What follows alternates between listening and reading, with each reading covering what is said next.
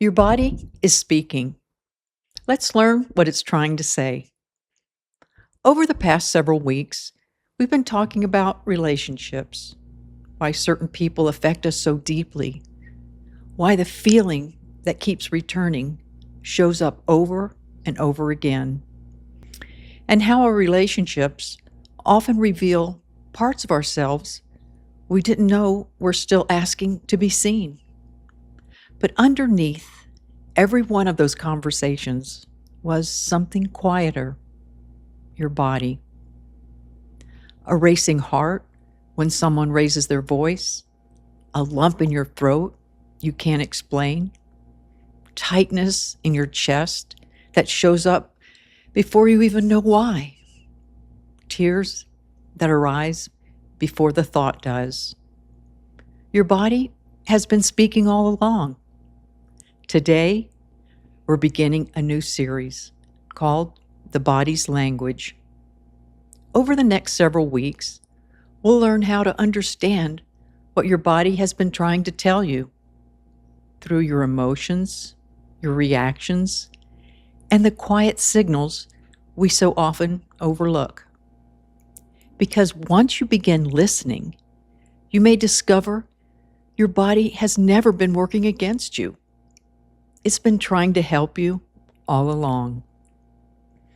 What if your emotions aren't interrupting your life, but trying to guide it? Most of us were never taught to think this way. We learned to believe a racing heart meant something was wrong.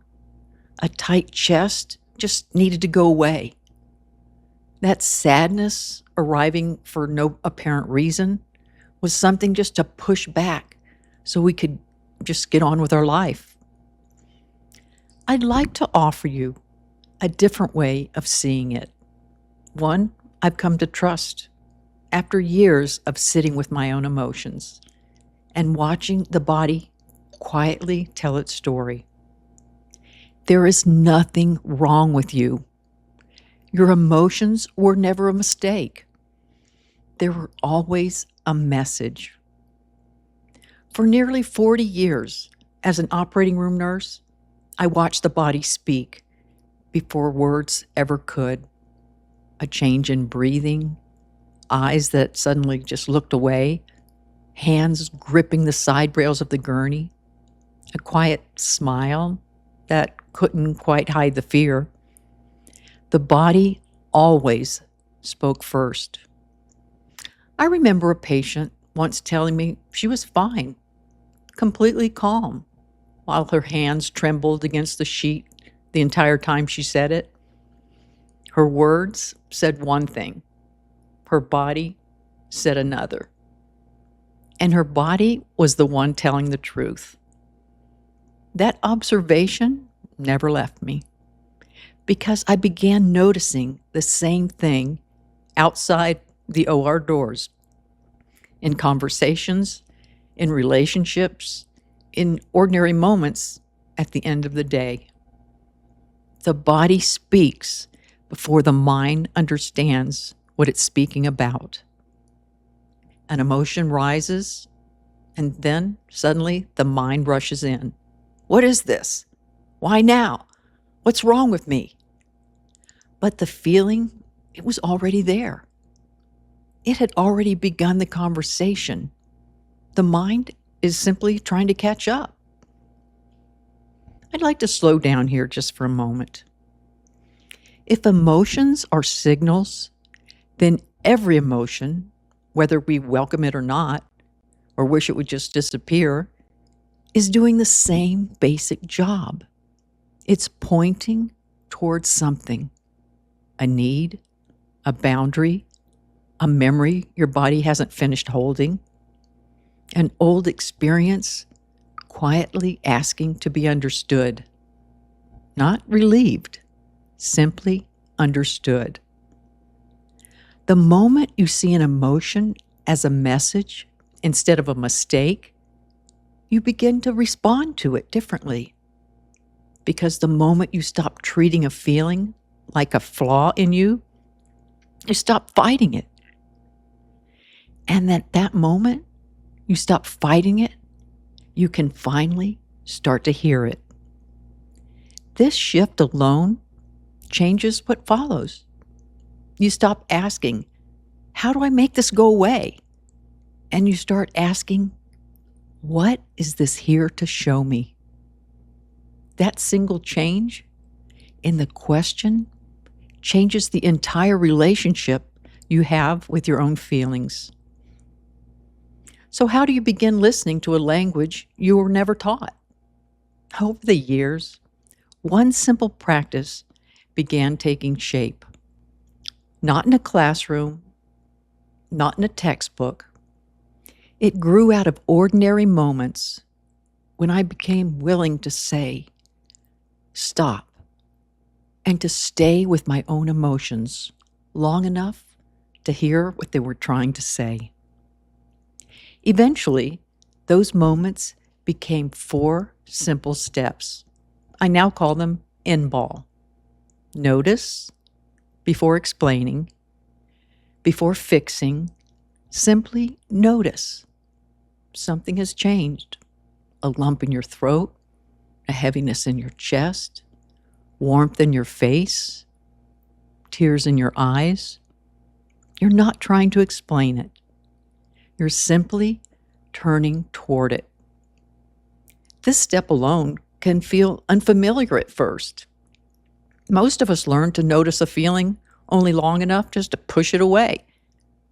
Noticing without immediately reacting, it takes a little practice, and that's completely all right. Next is breathe. Take 2 slow breaths.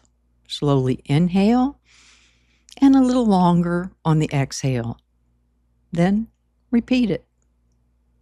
Not because breathing makes the feeling disappear, but because it tells your nervous system, I'm here. Then ask one gentle question. What are you trying to tell me? Not what's wrong with me, not why am I like this, just quiet curiosity. And listen.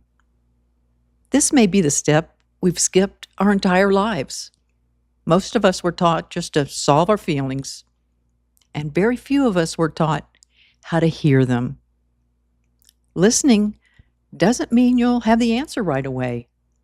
Sometimes it simply means staying present long enough for your body to finish speaking. I'll tell you about the afternoon NBAL became real for me. I had written to a physician about a family member's care.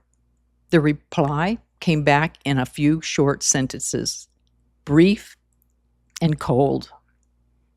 Immediately after I finished reading it, I felt a lump rise in my throat. My first instinct was to just push it away, to tell myself I was overreacting to a busy doctor's short reply. But something in me resisted that instinct. Instead, I noticed. I breathed. I asked. Then I listened. The answer surprised me. It was years of moments that left me feeling dismissed and unseen.